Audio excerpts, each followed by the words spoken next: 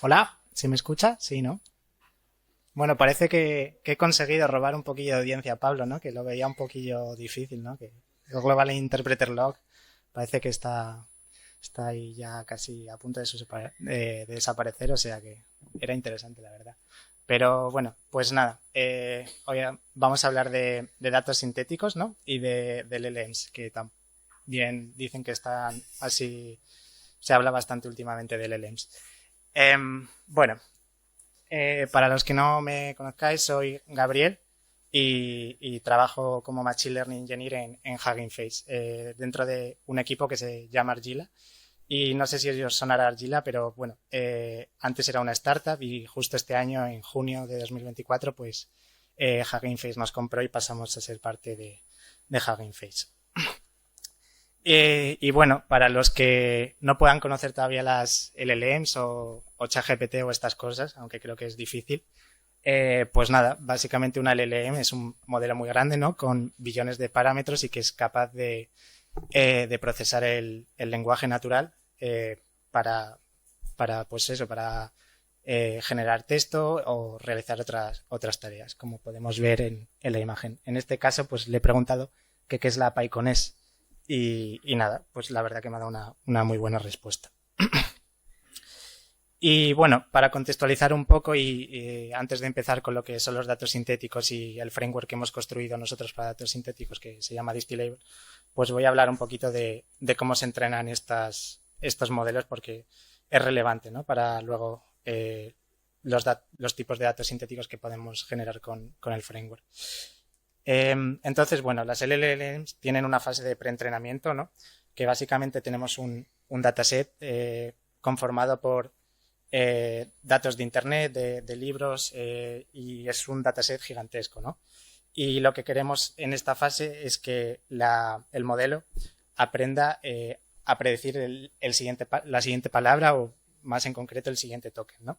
Entonces, por ejemplo, la PyConS es una conferencia y la LLM lo que tiene es un vocabulario del cual puede elegir cuál va a ser la siguiente palabra, y lo que tiene que aprender es la probabilidad, cuál es la siguiente palabra más probable.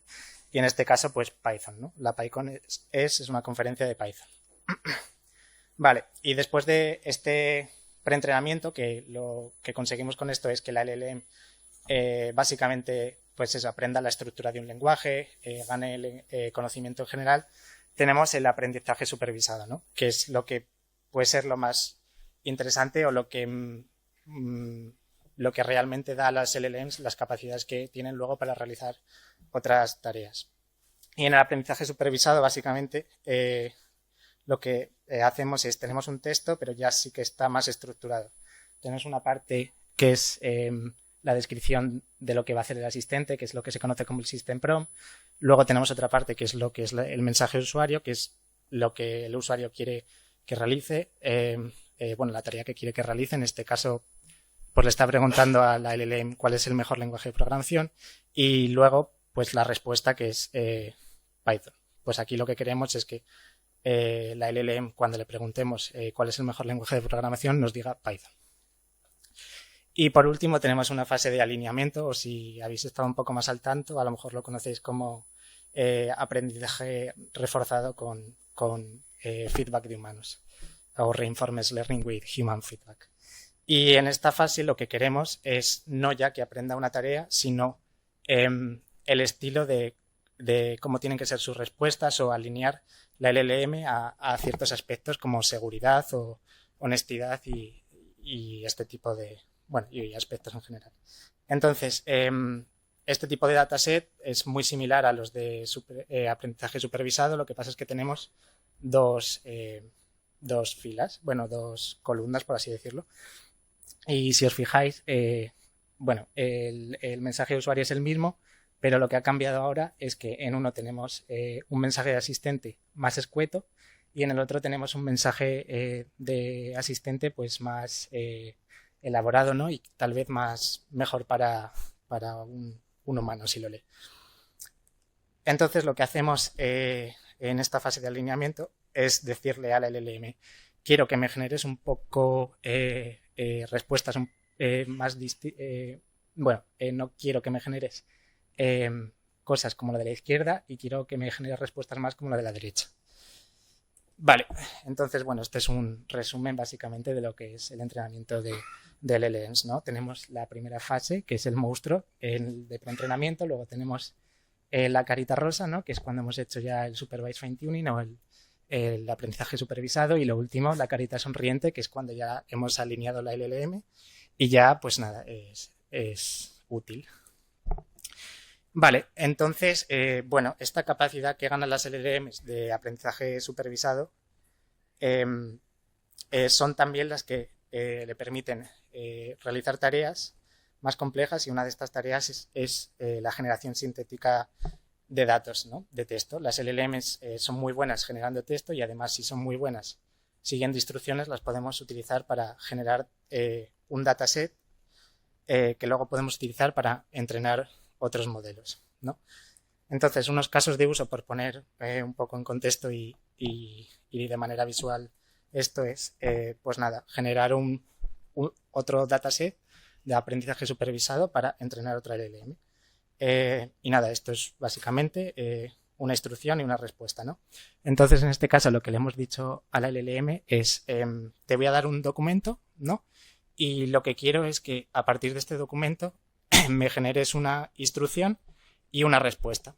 Entonces, yo le he pasado un documento del municipio de Vigo, he hecho un control-C, control-V de la página de Wikipedia, y luego me ha generado una instrucción en base a este documento, que es cuál es la población de Vigo según el INE en 2023, y también me ha dado una respuesta. Entonces, si generamos muchas filas de este tipo, podemos utilizarlas para entrenar otra LLM. Luego también se pueden utilizar para anotación, ¿no? En este caso lo que he hecho es, mira, le he descrito lo que quiero hacer y le he dicho, te voy a pasar una instrucción y tres respuestas, tres posibles respuestas para esa instrucción, y lo que quiero es que analices cómo de buena es cada respuesta, y además me des una puntuación para cada respuesta. Entonces, pues en este caso lo que le he preguntado es, la PyCon es una conferencia sobre qué lenguaje de programación, y la primera respuesta ha sido Python, la segunda ha sido también sobre el lenguaje de programación de Python, pero ha hecho ya una respuesta un poco más elaborada, y la última pues nada, nos ha dicho que es de JavaScript, ¿no? Pues no. Entonces nada, luego si nos fijamos en la parte del asistente, lo que ha hecho es, por cada respuesta nos ha dicho por qué está mejor o por qué está bien, y nos ha dado una puntuación. Entonces nosotros ahora, de estas tres respuestas, podemos coger la mejor respuesta y la peor respuesta y generar un dataset de alineamiento, como lo que he explicado antes. Y bueno, este es un caso ya un poco más avanzado, pero muchas veces lo que pasa en los datasets de aprendizaje supervisado es que falta diversidad en las instrucciones, ¿no? O son muy simples. Entonces, otra cosa que podemos hacer es decirle al LLM que añada complejidad a la instrucción que le vamos a dar. Entonces, en este caso le he pasado de nuevo qué es la PyCon-S, y lo que nos ha devuelto es qué es la PyCon-S y cuál es su relación con la comunidad de Python en España. Vale, pues ya, entonces, ¿para qué quiero datos sintéticos, no?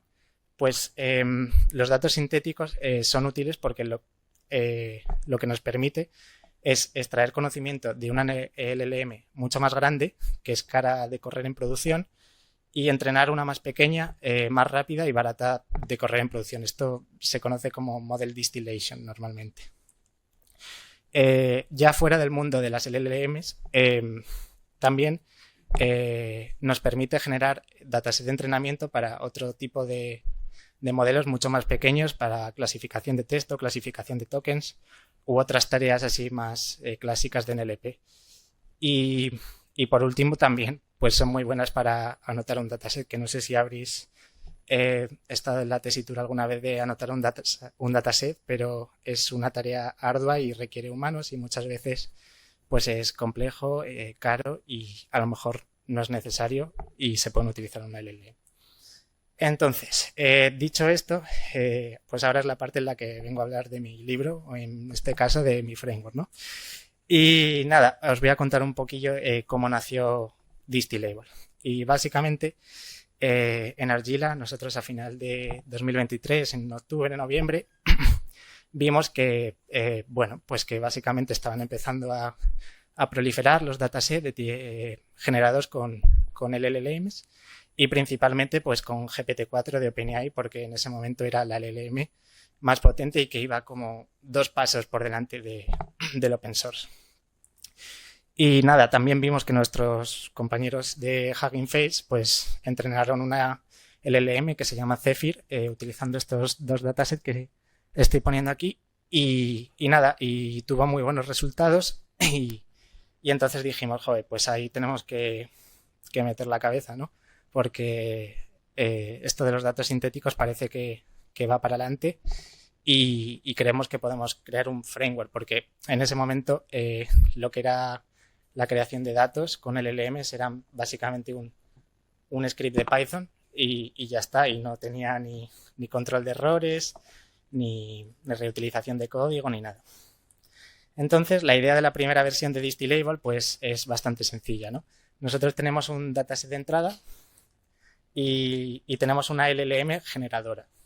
Y esta LLM generadora realiza una tarea, que una tarea básicamente, bueno, en esta versión de Distillable era un system prompt, que básicamente decía, quiero que hagas esto y quiero que lo saques con este formato.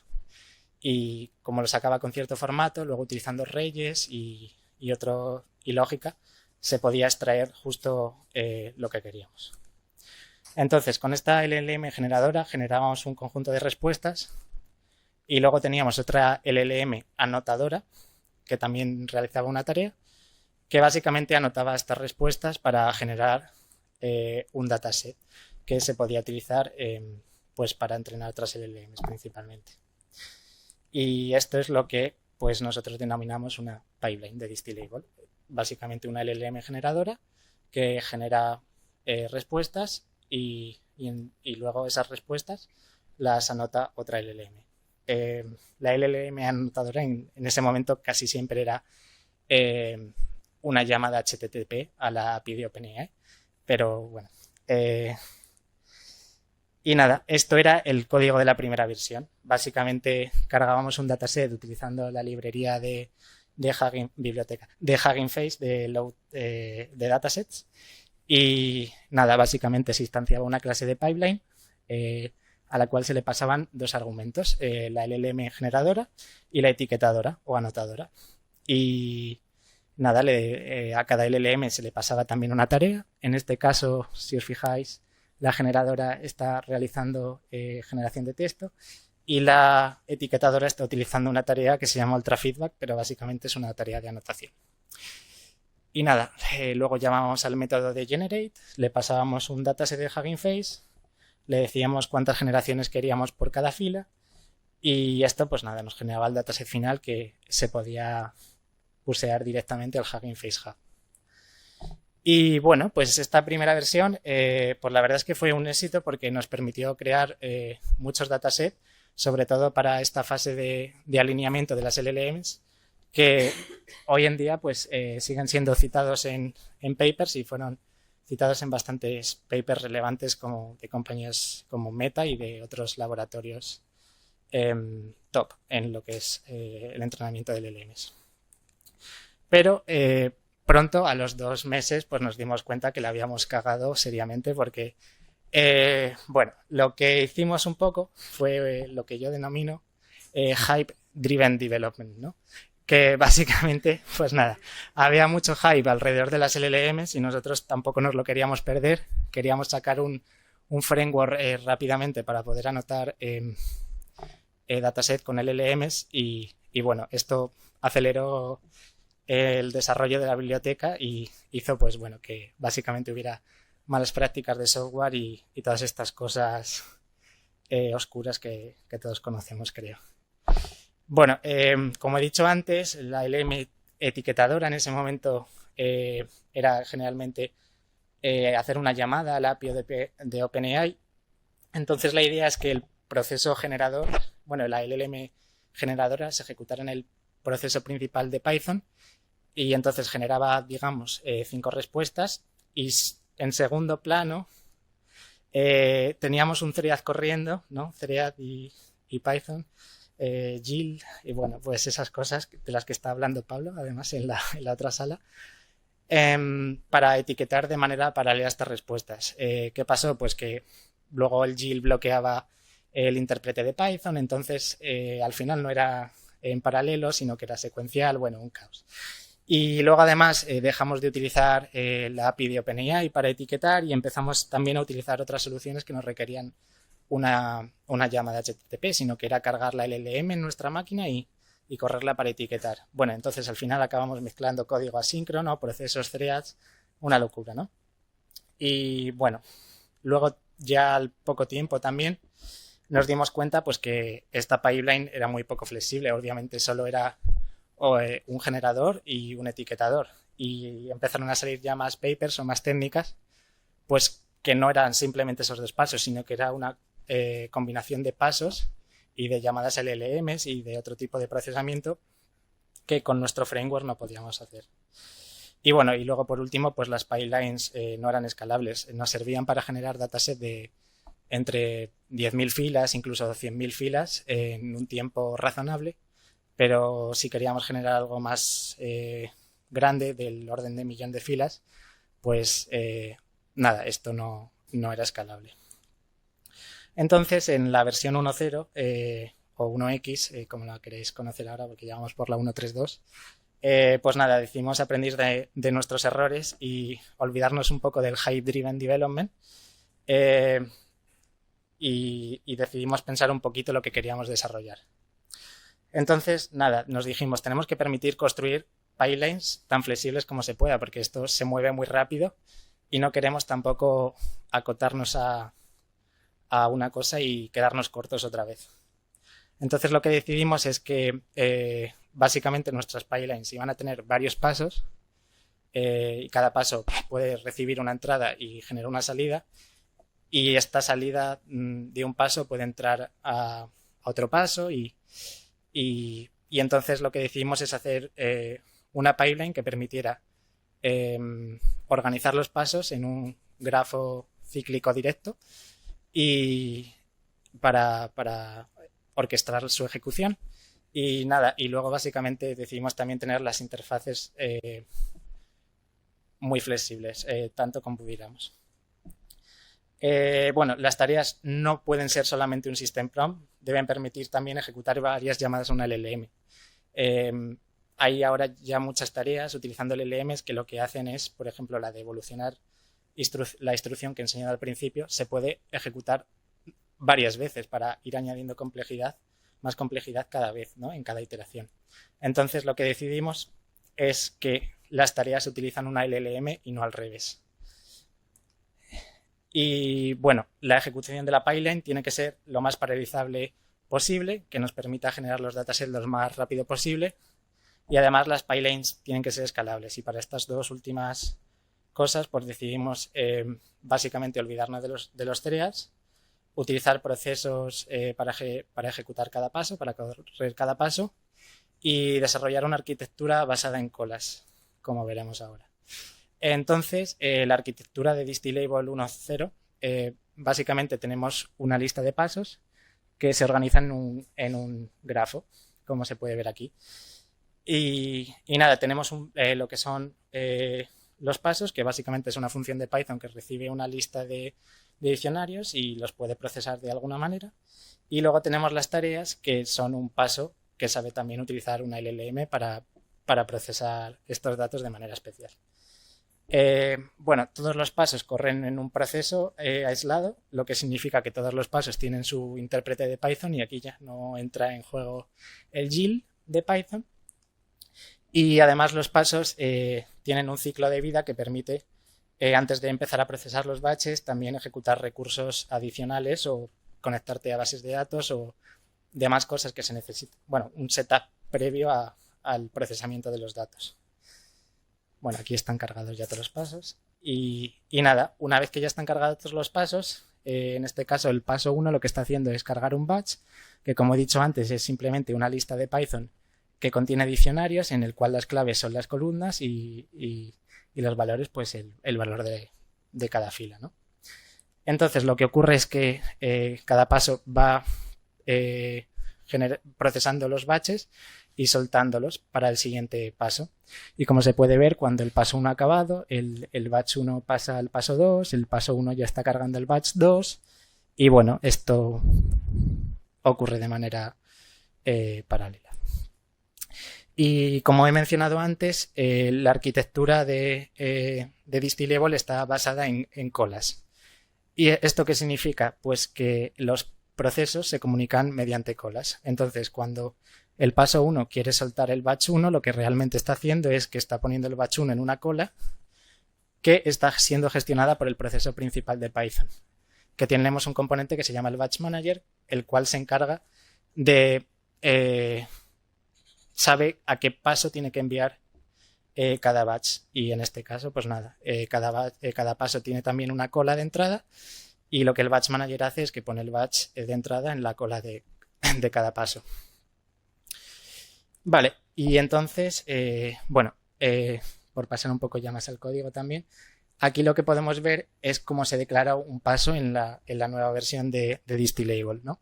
Y básicamente es bastante sencillo. Como podéis ver, tenemos un decorador que se llama steps, en el cual le pasamos dos argumentos. El primero es una lista de strings, que básicamente lo que le estamos diciendo es los diccionarios de entrada tienen que tener la clave instrucción.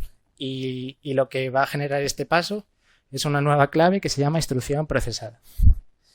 Y nada, y luego los pasos tienen un argumento que se llama inputs y que tienen que estar anotados con step input para que la pipeline luego sepa dónde pasar los datos.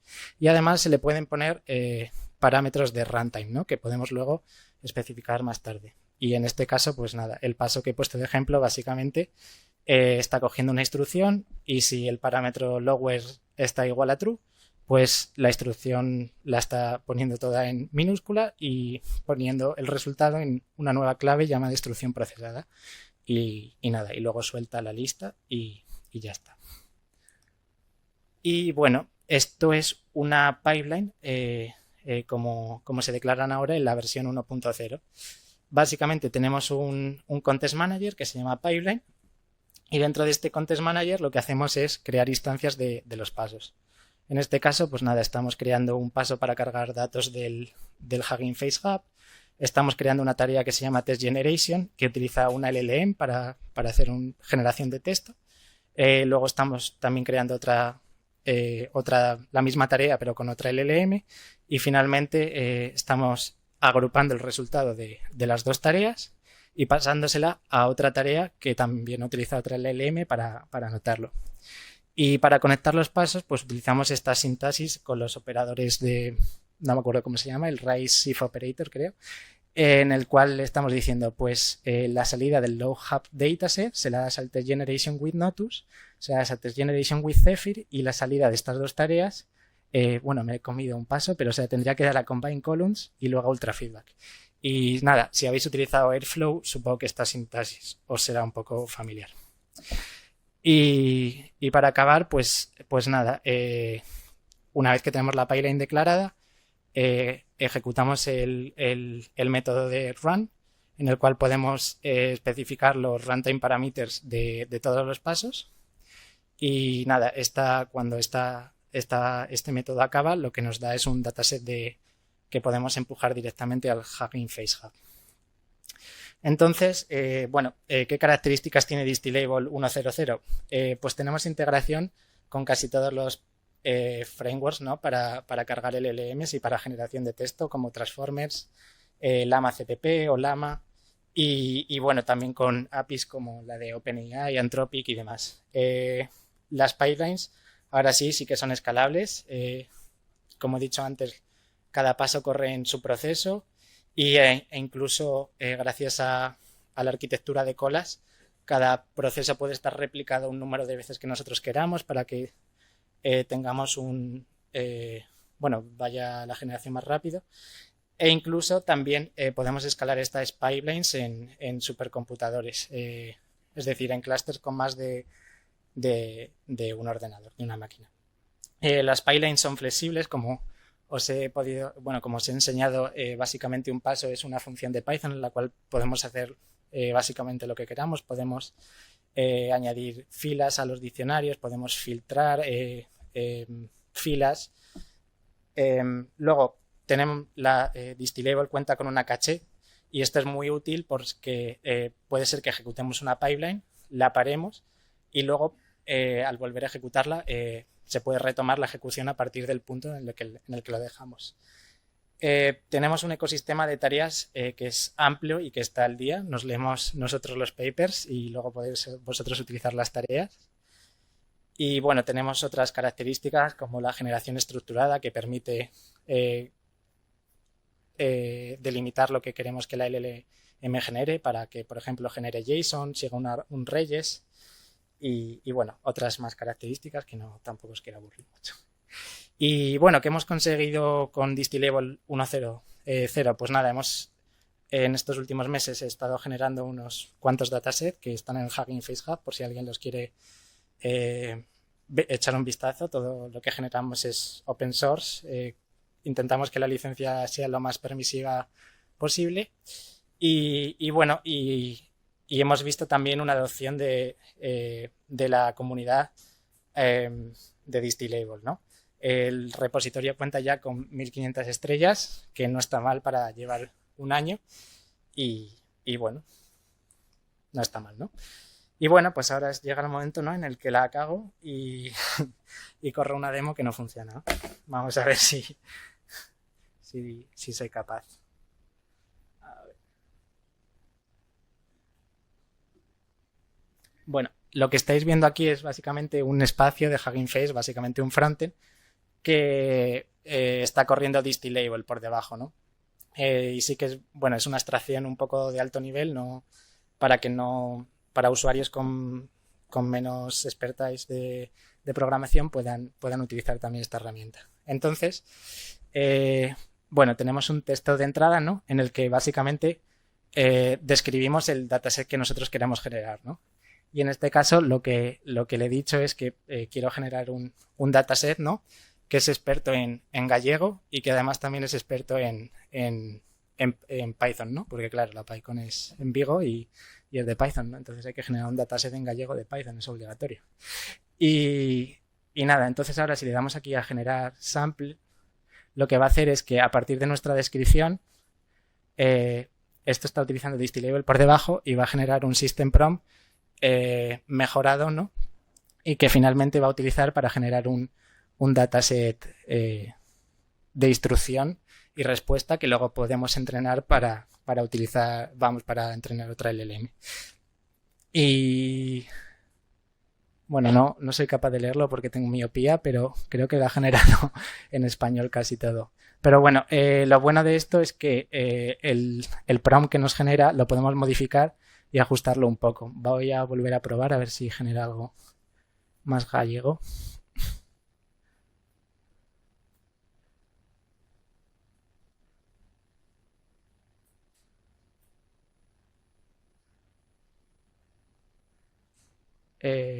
Pues no está por la labor. Bueno, pero antes me ha funcionado, me tenéis que creer.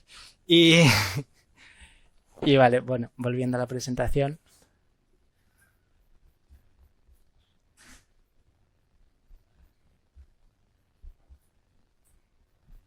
Hice muchas slides. Nada, pues eso ha sido la presentación, ¿no?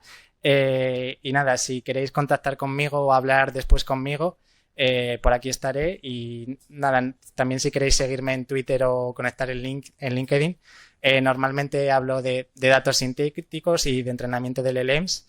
Y luego, por último, ahí hay un formulario, ¿no?, por si me queréis dar feedback. Y nada, esa ha sido la presentación.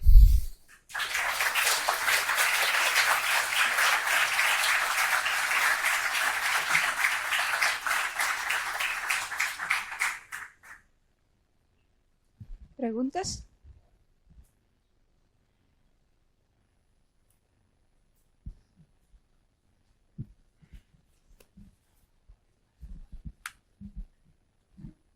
buenas, muchas gracias por la presentación, ha estado muy interesante. Gracias. Mi pregunta es, ¿habéis planteado cambiar la pieza, el modelo, el LLM, por otro tipo de arquitecturas que pueda generar Perdón, no te he escuchado la última parte. que pueda generar otro tipo de datos? Sí, de hecho andamos también investigando ya esa parte porque ahora también las LLM se les puede dar, por ejemplo, como entrada a imágenes, entonces también estamos ya adaptando Distillable para que también sirva para anotar imágenes y bueno, y aparte de momento solo eso, la verdad. Hola. Hola. Tenía una pregunta, o sea, porque he visto, claro, que tiene la parte de generación y de anotación. Sí. Si yo, por ejemplo, o sea, es por confirmar también, si yo, por ejemplo, tengo ya un conjunto de datos y lo que me interesa es anotar y tal, o, por ejemplo, meter también a una persona que valide, o sea, lo del típico human in the loop. Sí. ¿Esta herramienta me podría servir para ese caso de uso o no? ¿Cómo lo ves? Sí.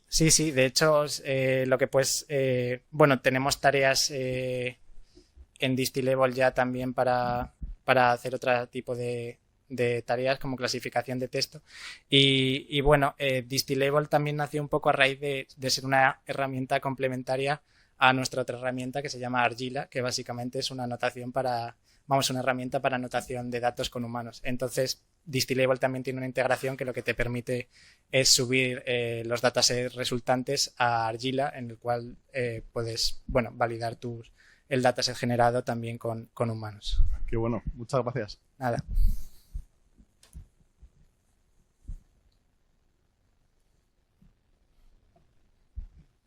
Hola, buenas. Hola. Muy buena charla. Gracias. Mi pregunta es justo al revés. Claro, has hablado de Airflow. Veo que hay procesos, hay diferentes pues eso, tareas o pasos. ¿Cómo de configurables son? O sea, tengo como dos preguntas relacionadas. Una es, veo que estás cogiendo datos en batch, no sé cómo se procesan uno a uno, cómo eso se traduce en llamadas al modelo que hay debajo, por ejemplo, si hace una o hace una por fila.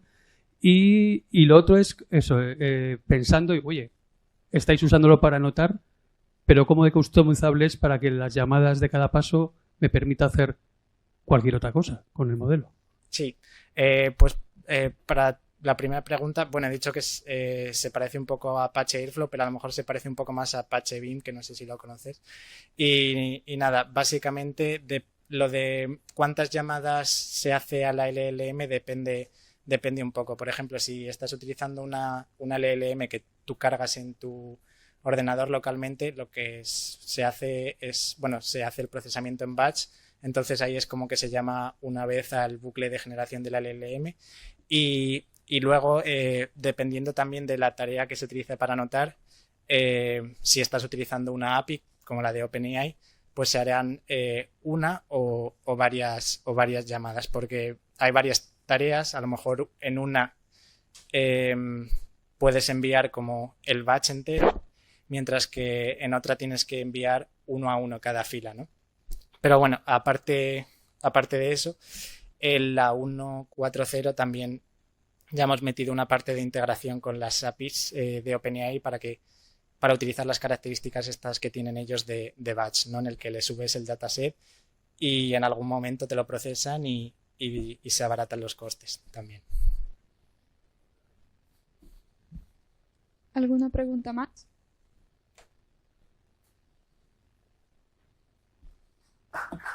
Gracias.